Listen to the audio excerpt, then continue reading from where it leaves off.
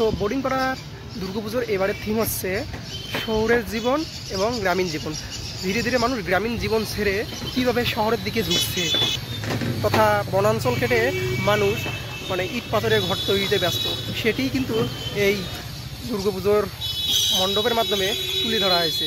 তো আপনারা অবশ্যই অবশ্যই আসবেন দিনহাটা বোর্ডিংপাড়া দুর্গাপুজোর মণ্ডপ দেখতে।